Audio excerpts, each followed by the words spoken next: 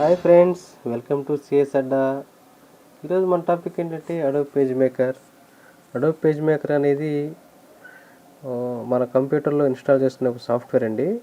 ఈ సాఫ్ట్వేర్ ద్వారా మనం ఏం చేసుకోగలుగుతామంటే ఏదైనా ఒక డాక్యుమెంట్ని మనం టైప్ చేసుకొని ప్రింట్ చేసుకునేదానికి, న్యూస్ పేపర్ పబ్లిష్ చేసుకునేదానికి, ఇంకా రకరకాల పబ్లిషింగ్ డాక్యుమెంట్స్ తయారు చేసే వాళ్ళకి చాలా యూస్ఫుల్ అవుతుందండి.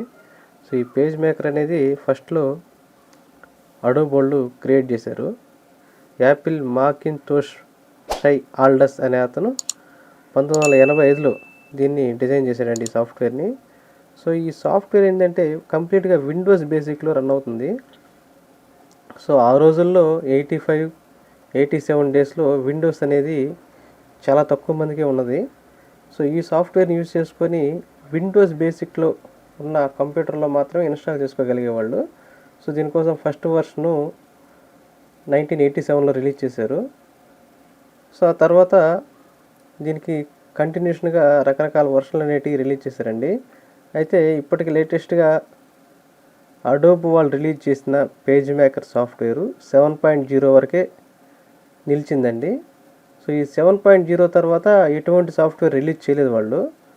సో ఈ అడోబ్ కంపెనీ వాళ్ళు ఏం చేశారంటే ఈ పేజ్ మేకర్ని ఇప్పుడు ఇన్డిజైన్ సాఫ్ట్వేర్ని డెవలప్ చేశారు. పేజ్ మేకర్ తర్వాత పేజ్ మేకర్కి అడ్వాన్స్గా ఇంకేం లేవండి. పేజ్ మేకర్తో ఎండ్ అయిపోయింది. సో అవే టూల్స్, అవే కంటెంట్ని యూజ్ చేసుకొని ఇన్డిజైన్ అనే సాఫ్ట్వేర్ని డెవలప్ చేసుకుంటూ వచ్చారు. సో ఇదండి పేజ్ మేకర్కి దాని లైఫ్ స్టైలు.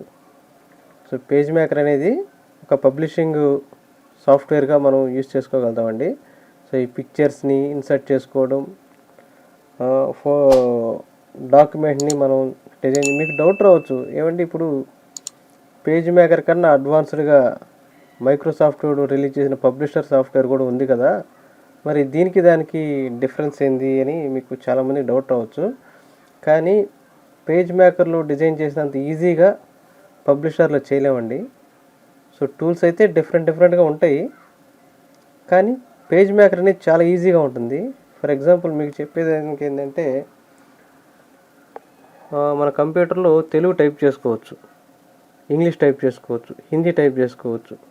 సో ఇట్లాగా డిఫరెంట్ లాంగ్వేజెస్, అంటే వరల్డ్ వైడ్ ఉన్న అన్ని లాంగ్వేజ్ని మన కంప్యూటర్లో టైప్ చేసుకోవచ్చు. కానీ అన్ని లాంగ్వేజ్లు సపోర్ట్ చేస్తాయంటే ఈ బైనరీ కోడింగ్ నుంచి మిషనరీ కోడింగ్లోకి కన్వర్ట్ చేసుకునేటప్పుడు కొన్ని లాంగ్వేజెస్ సపోర్ట్ చేయవు. సో దీనికోసం ఏం చేశారంటే ఇప్పుడు వచ్చే యూనికోడ్స్ కూడా పేజ్ మేకర్ సపోర్ట్ చేయదు. ఆ యూనికోడ్స్ని సపోర్ట్ చేసుకునేదానికే ఇన్డిజైన్ సాఫ్ట్వేర్ అనేది యూజ్ చేసుకోవచ్చు. ఫస్ట్ ఆఫ్ ఆల్ మనం పేజ్ మేకర్ సాఫ్ట్వేర్ నేర్చుకుందాం. కొద్ది రోజులు నేర్చుకున్న తర్వాత ఇన్డిజైన్ మీద కూడా క్లాసులు చేస్తాను. ఫస్ట్ క్లాస్ కాబట్టి మీరు కొద్దిగా జాగ్రత్తగా వినండి. ఈ తర్వాత నుంచి పేజ్ మేకర్ క్లాసులన్నీ నేను కంప్లీట్గా టూల్ టు టూల్ మీకు ఎక్స్ప్లెయిన్ చేస్తాను. సో అది రన్ టైంలో మనకి ఏ విధంగా యూజ్ అవుతుంది అనేది కూడా మీకు ఎక్స్ప్లెయిన్ చేయడం జరుగుతుంది. సో ఇదైతే పేజ్ మేకర్కి ఫస్ట్ క్లాస్ అండి.